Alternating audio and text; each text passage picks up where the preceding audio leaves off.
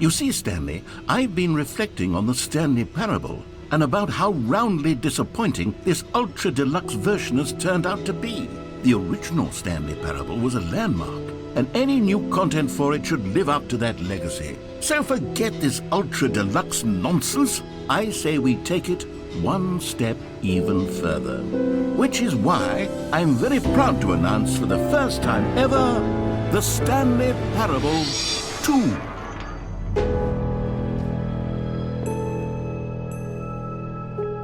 Yes, you see, isn't this far superior to a measly port with a few minor additions? Think of all the new territory we'll cover with a fully fledged sequel, an entirely new experience built from the ground up. Why, there are so many possibilities. It could go in so many different directions. This is what fans have truly been asking for.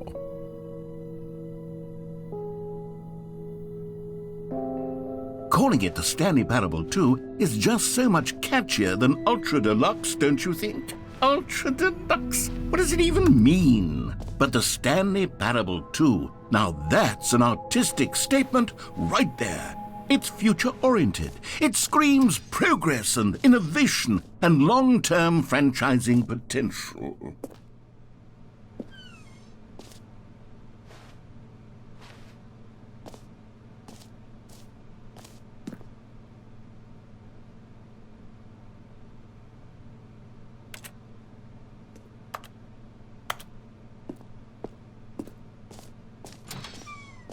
Now, to be clear, I haven't quite nailed down what exactly the Stanley Parable 2 is going to be, but let's take a look at some of the features I've been developing for it. I figure that if I can loosely organize a handful of interesting concepts, that surely the game will sort of naturally spring up around them. It'll all work itself out. Game development is much more of a fuzzy magic than anything scientific or logical, really.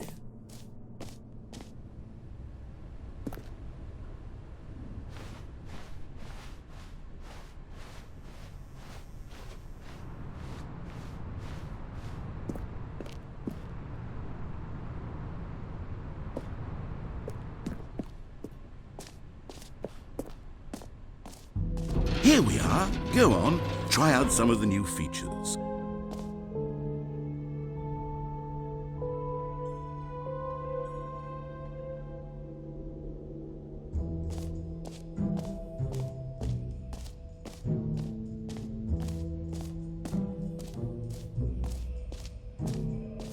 For the Stanley Parable 2, I asked myself, what do players really want? And of course, the first and most obvious answer is that they want to be individually recognized and validated as people. So with that in mind, my first addition to the game is this button which speaks the name of the person playing the game. Isn't that wonderful? Jim. Sorry, I should have clarified. Right now, the button only says the name Jim. But of course, in the final game, this button will say your name, whatever name that is. Here, let's have you role-play as Jim to really simulate the full experience of this feature. Just play along. I promise you'll love it. Okay, here we go. Let's take a deep breath, clear your mind, forget whoever you are, and simply become a person named Jim. I want you to imagine yourself living as Jim, sleeping and waking as Jim. Jim. Whoa, hold on. I wasn't finished setting up the backstory. If you don't properly roleplay as Jim, then you'll never understand the impact of this button. Otherwise, it's just a stupid button that says somebody else's name. Okay, we're doing it again, and this time let me finish first. Now, allow yourself to become Jim. Imagine yourself driving to work as Jim, playing frisbee on the weekends as Jim, staying up. Jim. All right, fine, whatever. It's just a meaningless button that says Jim. Are you happy now? Get out of here.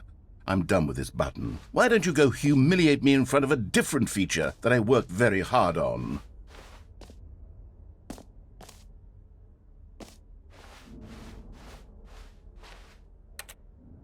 Jim. See, if you'd only played along, that would have been your name, the button says. But no. Instead, I can't even think about it. I'm taking the Jim button away. maybe I'll only let people named Jim play the Stanley Parable too. They would appreciate what I've created here.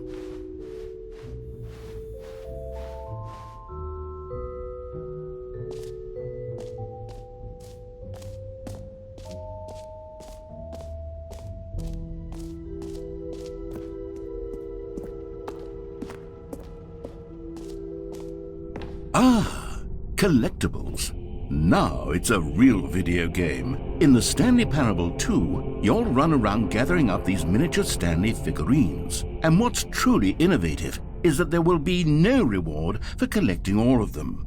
I don't want to stifle the intrinsic joy of watching a number go up. You simply collect all of them, and then you move the hell on with your unremarkable life.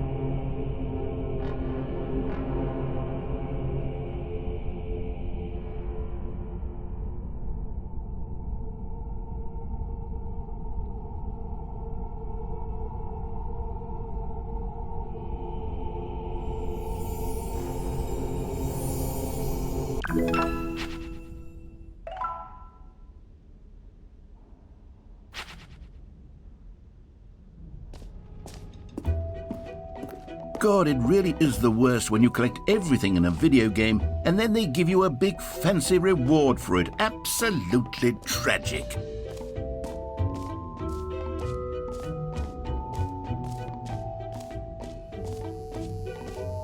Now here's something special. You remember that broken test achievement that got left in the game on accident? Well, I'm developing a technology to simply give you the achievement.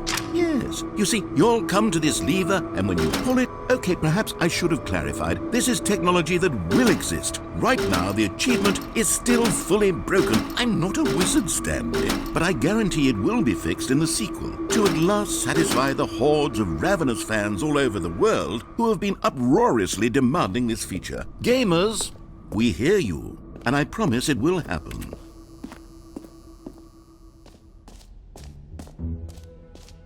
What else? What other exhibits haven't we seen yet? You know what, Stanley? I actually think the jump circle was a pretty good idea. I'd like to hang on to that for the sequel.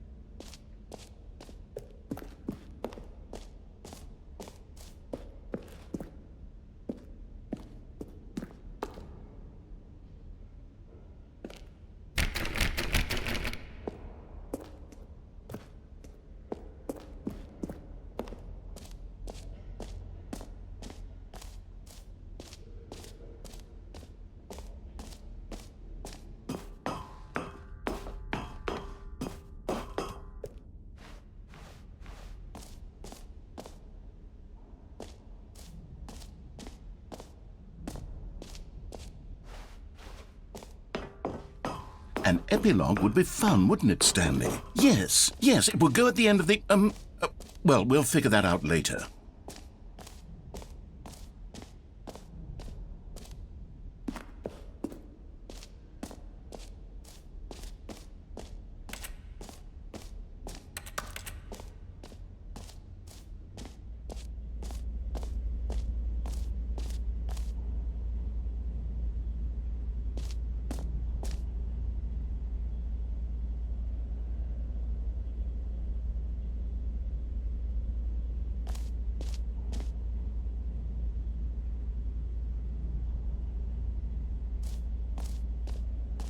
Stanley, here's an idea that I'm truly fond of. It's never been done before in a video game. This is, in fact, a hole that you can fall down forever. That's right. Infinite falling. You can fall until the end of time, if you like. A stunning leap forward for video games as a medium. You see, isn't it wonderful? One of my more ingenious concoctions, if I do say so.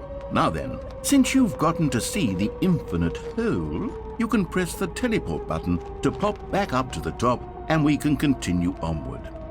Great. Now, I'm very excited to show you even more of my ideas for the sequel.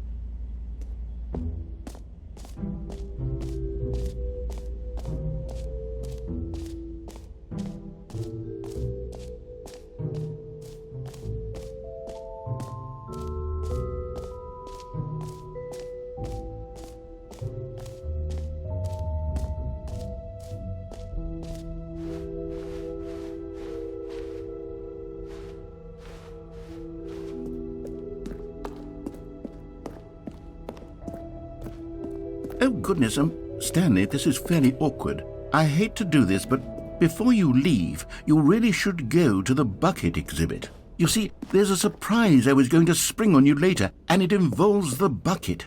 And I really do hate to break the illusion, but it's important that you go see the bucket, okay? All right, I'll get out of your hair now.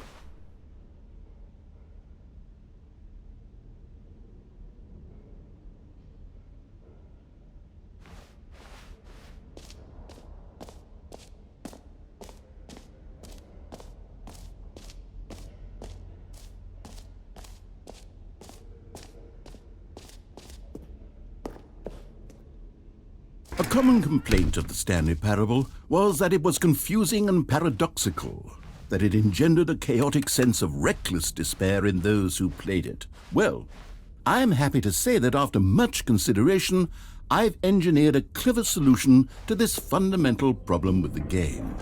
It's the Stanley Parable Reassurance Bucket.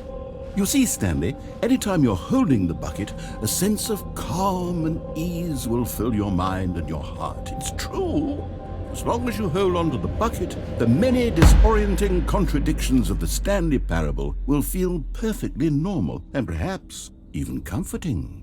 You may even come to long for the gentle embrace of jarring cognitive dissonance while the bucket is in your arms. And to be honest, it's a much more convenient solution for me than actually redesigning the game to be less uncomfortable. Can you imagine what a pain in the ass that would be? Yes, the bucket is the perfect solution. Come on, give it a try.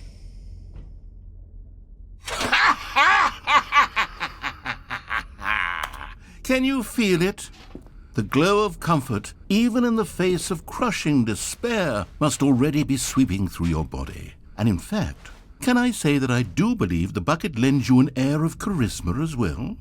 I think that just holding it has made you the slightest bit more attractive as a person. The benefits of the bucket seem to go on, don't they?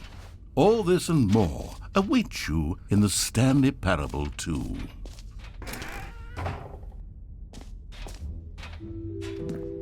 Does anyone give out awards for most enjoyable bucket in a video game?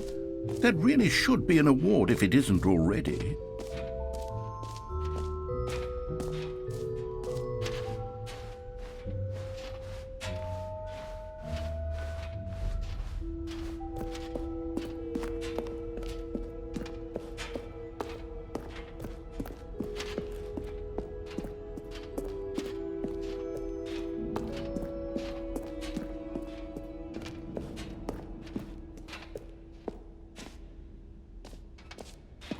So, Stanley, what do you think? Do you like all of the new features? Yes, I know it's not exactly clear yet how exactly these features will come together as one single coherent video game, but I can feel it in my soul. It's going to work. There's definitely a good game in there somewhere. Say, let's do an experiment. I'll arrange these new features together, and we'll see whether or not it coheres into a meaningful gameplay experience. Okay, are you ready? Here it is. I give you the Stanley Parable 2.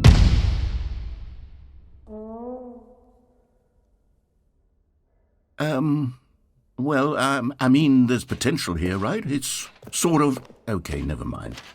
Hold on, let me do a different arrangement.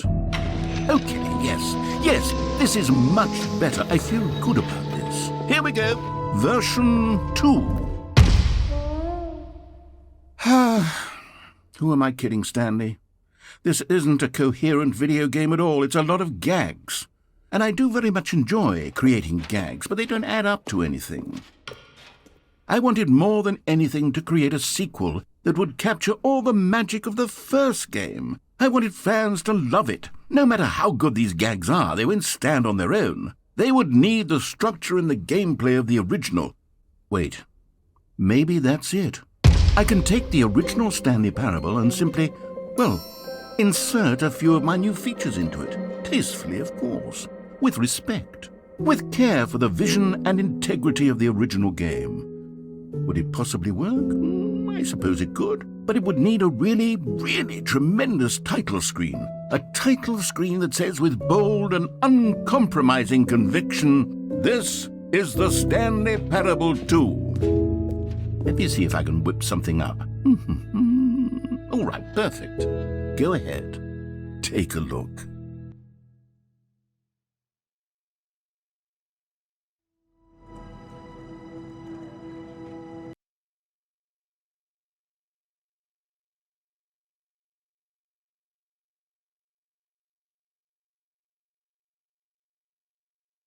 This is the story of a man named Stanley. Stanley worked for a company in a big building where he was employee number 427. Employee number 427's job was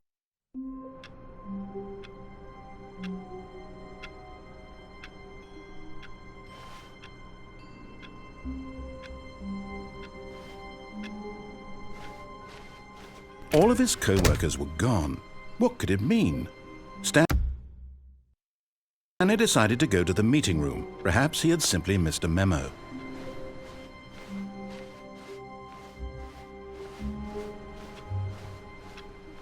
Stanley felt the bucket calling to him, begging him to pick it up.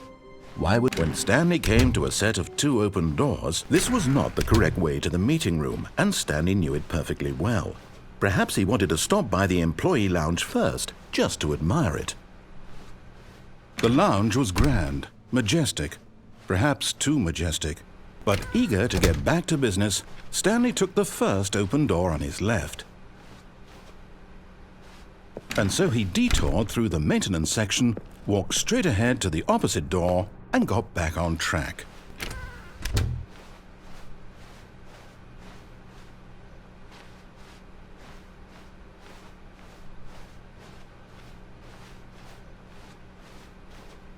Yet there was not a single person here either. Feeling a wave of disbelief, Stanley decided to go up to his boss's office. Hoping he might come into a staircase, Stanley walked upstairs to his boss's office.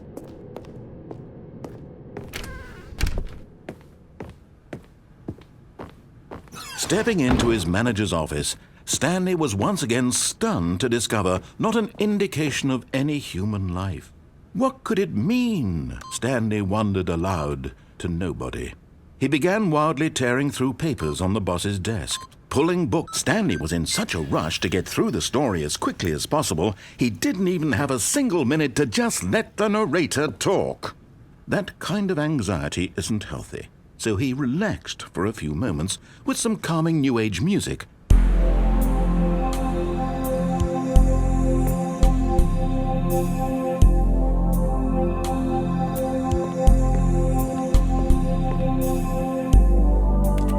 Feeling soothed and rejuvenated, Stanley calmly walked forward into the opened passageway.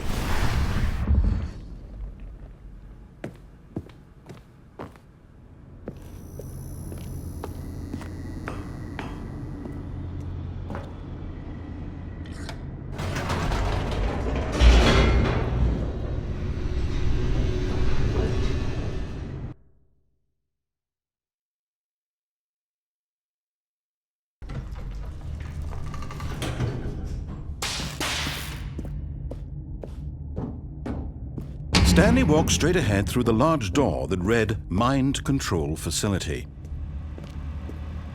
Although this passageway had the word escape written on it, the truth was that at the end of this hall, Stanley would meet his violent death. The door behind him was not shut. Stanley still had every opportunity to turn around and get back on track. At this point, Stanley was making a conscious, concerted effort to walk forward and willingly confront his death.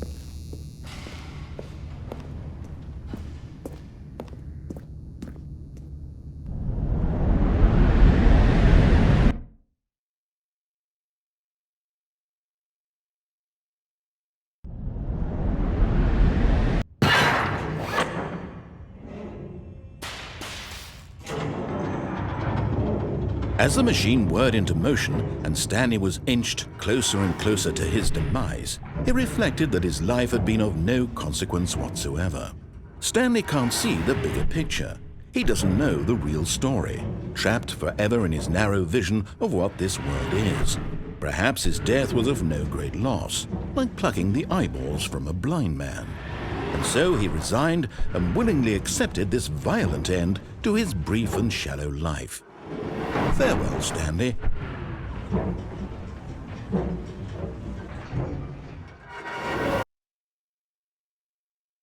"Farewell, Stanley," cried the narrator, as Stanley was led helplessly into the enormous metal jaws. In a single visceral instant, Stanley was obliterated as the machine crushed every bone in his body, killing him instantly.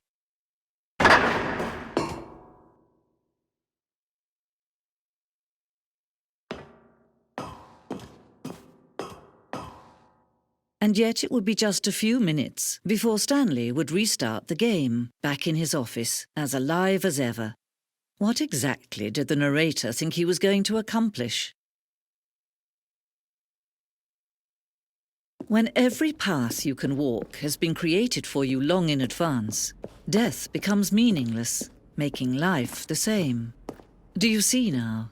Do you see that Stanley was already dead from the moment he hit start?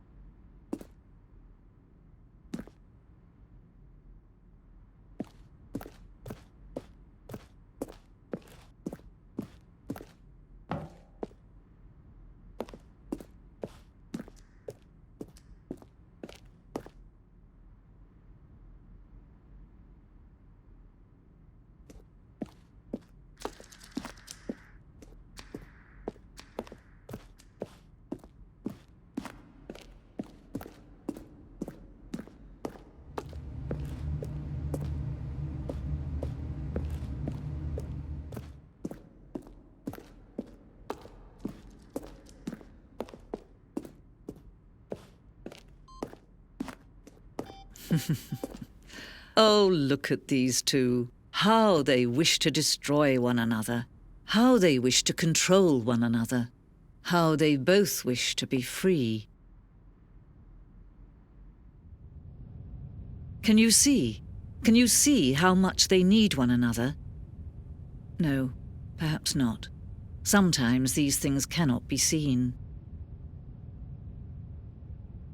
But listen to me. You can still save these two. You can stop the program before they both fail.